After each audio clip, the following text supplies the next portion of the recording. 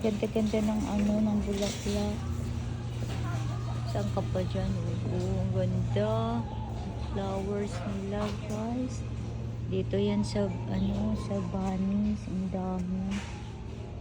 Yan, puro flowers, oh. Diba? Ito, tingnan. Ayan, ang ganda-ganda ng mga flowers. Pangalan niya is Verbena Flowers. Wow! Yan, yung mga mahilig sa succulent nandoon. Mahilig ka ng succulent. Pero pag di ka, ano, at ibang ano ng mga flowers, pag di ka naman mahilig ng succulent, eh dito ka sa mga ganitong bulan. Napaka-amazing lang. Ang ganda niyang tingnan.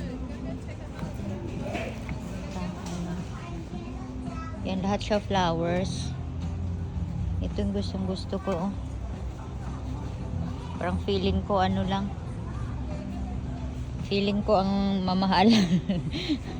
Kasi sobra talaga siyang ano, sobrang, for me, sobrang mahal kasi.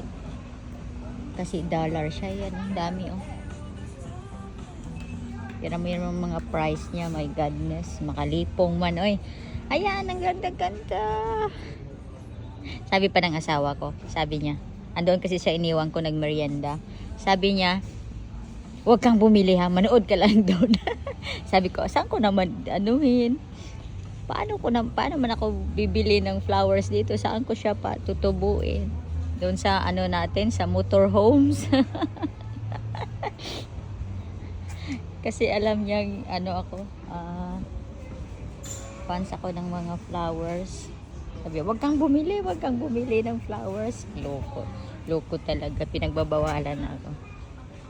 Hindi naman ako pwedeng bumili. Kasi yun na nga, saan ko naman siya paanuhin, saan ko naman patubuin yung mga flowers na yun, di ba? Ako po.